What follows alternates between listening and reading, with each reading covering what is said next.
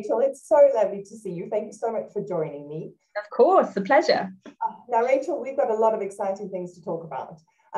You are an artistic director. You have international exposure in that world. You have been an award-winning producer. You started the Tooting Arts Club. And today we're talking about roundtable restaurants, which wonderful. So how is your passion of sort of the arts world, the community, and then also hospitality? How did all of those things come about in what roundtable restaurants is? Well, yeah, that's a very, very good question. So yes, as you quite rightly say, my background is in the arts, in theatre. So I most recently was the artistic director of a theatre in Soho called the Boulevard Theatre, which sadly became a COVID casualty quite quickly after the pandemic hit. But before then, I was the founder and producer of Tooting Arts Club, which was a community interest company in Tooting, as the name would suggest. And I did that for about 8 or 9 years. And Tooting Arts Club was very much rooted in SW17. So all the theatre events that we put on were all in that neighbourhood. We put on many kind of comedy nights, music nights, so a lot of community activities. But principally, we were a theatre company, and we were a theatre company that used empty buildings, so non-traditional theatre spaces like offices, warehouses, open spaces, and most recently we collaborated with a working business, which was a pie and mash shop, so a restaurant. So it was a production of Sweeney Todd, which we staged in the oldest pie and mash shop in London, and the smallest, I think, which was insane. And that went to the West End, where we recreated the pie and mash shop, and then that went to America, where we again recreated that pie and mash shop. So yes, just for context, my work has been very much kind of rooted in my community, my local community, and it's largely been site-specific or site-responsive work. So kind of very much having kind of one eye on properties that might be available for use, or how can you repurpose them? How can you do interesting events within them?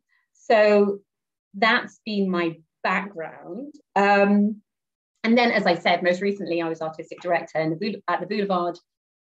And then, of course, the pandemic hit, and everything changed. And I was, very aware actually of the kind of similar pain that the hospitality industry was going through. It's very similar to the theatre industry. And I was kind of sharing that pain. And I suppose I really, had to down tools, like everyone did, of course, just to state the obvious, and have a rethink about what I was going to do. And I think, obviously the pandemic really exposed this kind of terrible kind of inequality in our society. And I became very aware of food poverty, and what we call now food poverty, food insecurity, and the uptake of use of food banks. And I was watching on the news these high streets emptying, and I was becoming more and more aware of all this kind of wonderful work charities were doing up and down the country to make sure people had food, and the local charity here, the Brixton Soup Kitchen, doing amazing work. So I became really aware of that, as did everyone, because it was kind of on our newsfeed all the time. And I suppose, thinking about these empty buildings, kind of part of my DNA to look at empty buildings and think, what can be done with them? And then becoming really aware of the kind of food crisis in the country, and feeling, how can we think of an interesting way forward that might help with this problem? So the idea for Roundtable then kind of began to percolate kind of out of the perfect storm of all these things, really. So is it worth me just diving in and explaining more about the concept of Roundtable? So Roundtable is a kind of a charity restaurant concept that is it has 3 principal aims. And one of them, the first one, is to help relieve food poverty and food insecurity within that community. The second aim is to provide training opportunities in the restaurant industry for disadvantaged people within that community. And the third aim is to really support and promote local traders and suppliers and businesses. So really creating a kind of hyper-local supply chain. So that's the kind of three principal aims. And the idea is that Roundtable will take occupancy of one of these many empty restaurant sites around the country. Any restaurant site that has a commercial kitchen, go in and set up shop there. And the idea is that we would take on a lease for 3 to 5 years or longer and function as a restaurant just as any normal restaurant might. So, for example, we would have a breakfast service, an extended lunch service, and an evening service. The difference being is that the daytime service, the breakfast and lunch service, would be a pay what you can for service. So hoping to fulfill our first aim of relieving food poverty and insecurity. The second part of that daytime activity would be upskilling people and training people. So the idea is to have a really robust in-house training program at Roundtable. Because one thing that, the theatre industry really didn't share with the hospitality industry is that we didn't have the Brexit problem.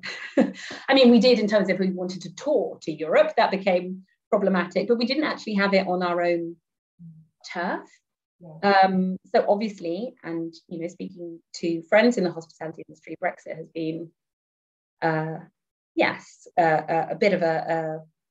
bit devastating. And I think now people are looking to really nurture homegrown talent.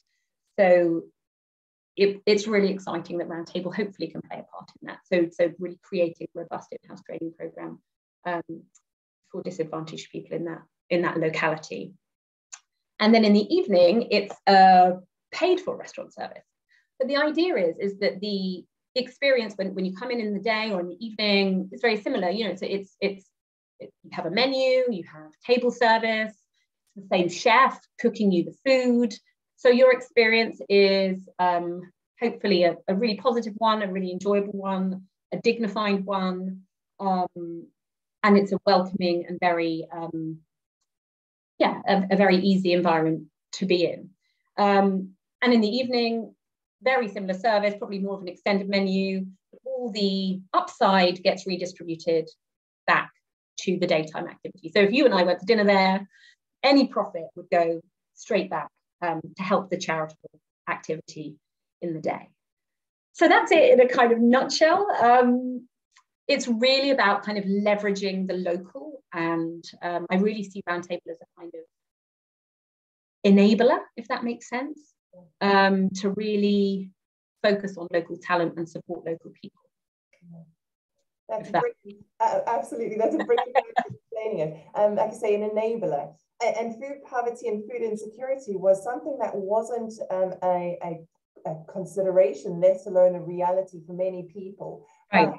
It's still, I think some of us think that COVID is over and the problems associated are no longer. But food poverty and food insecurity and people's finances and job losses, that's still very much a reality.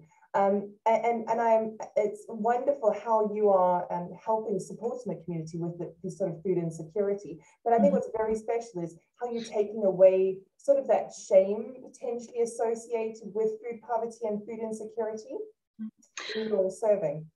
I hope so, and I think it's about making the service very available to the people who might need it within that community. So having somebody doing that community outreach all the time, so making sure that people are aware of that service. But the messaging of that service when you come in there is not front and center. It's just sit down, here's a menu, what can I get you? It's a restaurant experience. So anyone can walk through that door. Anyone. And that's what I'm hoping will happen. And as you say, I mean, people are quite new to poverty in this country because of the pandemic. And poverty has actually tragically become a reality for lots of people. I mean, and there's a lot of people who've been in it for a very long time. So there's all kinds of people who have been recently affected by it, or who have been living with it day in and day out. So it's hopefully an environment that will be welcoming for all. That is my Oh, absolutely. And I mean, you say community over and over, and it's wonderful to hear, because that's one of the main words that we have heard of in the pandemic. We've had a new respect for it. We've been involved in it in a whole different way. And that's very much, from my understanding, where your focus is. But you're taking community to a whole other level. Not only are you sort of focusing on feeding people in the community, you're also focusing on giving people jobs in the community. So that's a brilliant way of sort of, like you say, a round table, a full circle. Yeah, I mean, I hope so. I think, it's funny, isn't it? The pandemic has really, one of the brilliant takeaways, and hopefully it really will be a takeaway, is that our awareness of our community and the people in our community. And you meet people down the street, and suddenly you've got a kind of street WhatsApp group, and you just never knew any of these people before, which is quite quite extraordinary. And you became aware of people who might be in need, and I think that's really accelerated that feeling, that kind of community feeling, or engendered that community feeling, which is fantastic. And I think, our high streets, well, how they come back, I'm not sure, but there is hope, I think, with initiatives like this, that we can actually just give a home and create a hub that really is all about that community, like you say, feeding them, supporting them, creating a place where they can meet, they can talk, and what better way to do that than by eating, by finding out about food, by going out. It's breaking bread as old as time. So that really excites me, that you can do it through the medium of food. So yeah, and I think and I hope that Roundtable can find its home on these high streets up and down the country that maybe have seen such terrible kind of closures and have been decimated, really. So it's my hope that they can do a little bit to kind of rejuvenate that and create a place for local people to congregate in one way or another. Absolutely. And the other part that you're really passionate about, as you've mentioned, is the training side.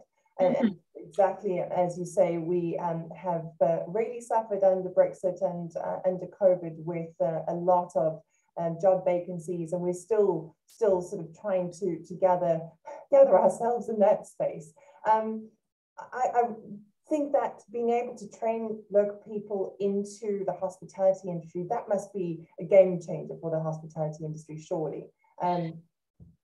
One would hope so. I mean, I think it's, I think quite understandably, the reliance on the brilliant pipeline of staff from the EU has been something that has maybe meant that people haven't looked and nurtured homegrown talent in a way because they haven't needed to, perhaps. So actually, I think it's a fantastically exciting opportunity to look to who's on our doorstep, to unearth that new talent, and to actually really kind of credentialize these people in a profession that is really exciting and has tremendous opportunities, and is actually something that has a real healthy career trajectory if you want it, And I think that's something that, yeah, I think it's a very kind of positive and exciting opportunity to look to who's around us, who can be the future stars of the industry, or not even the future stars, people who can have healthy, decent careers within it, who might not have thought of it before, or it might not have been presented to them before. So yeah, I find that really exciting. Absolutely, and it's a great thing, I think, for corporates to support, because we're constantly saying how we need as an industry to make a better story for ourselves, tell a better story, have a narrative. There's so many amazing people doing such incredible jobs, and like you say, careers for life.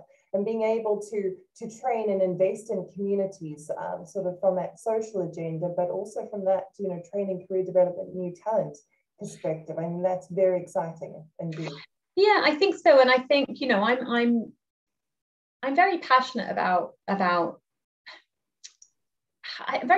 industry. I worked in the industry for a long time when I was much younger. And I think, it wasn't always presented to me as an option, a career option necessarily. And I think, you don't need to go into, you don't necessarily need a kind of formal background in education. You can be the most incredible chef that has come from absolutely nowhere, as we know. And I think, to unearth that talent and to put it in front of people as an option, as an exciting option, and to see their development, is potentially very thrilling, I think. Absolutely agreed. I mean, so exciting. What are your hopes for the future? Well, I think, I really hope that Roundtable can exist in every town in the UK. I know that feels like blue sky thinking, but I don't see why it can't. It feels like a model that is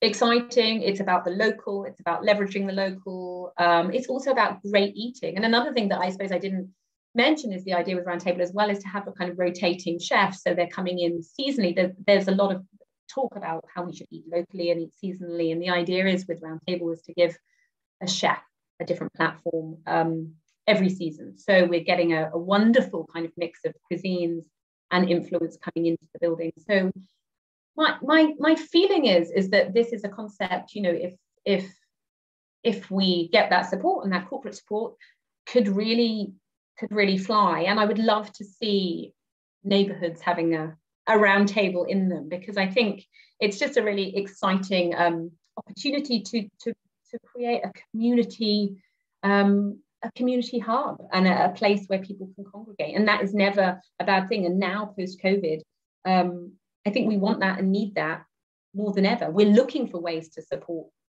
local. And it's giving people an opportunity to do that. And by going out and having a brilliant meal, I think that's that's a lovely way to be able to give back, isn't it? It's like it's a win-win, surely. Absolutely. That having a meal is doing so much good. That is a definite win-win. Yeah, exactly. So I hope it can be a national project, but in the short term, yes, I would like to see a roundtable in London to start with, in my own locality, in my own community. So that's the immediate goal. But who knows? Well, I can't wait to have a meal there with you. Great. Excellent. Done. You're wonderful. I wish you absolutely all the very best. Exciting. Thank you so much. Thank you so much for taking the time to talk to me. I really appreciate it.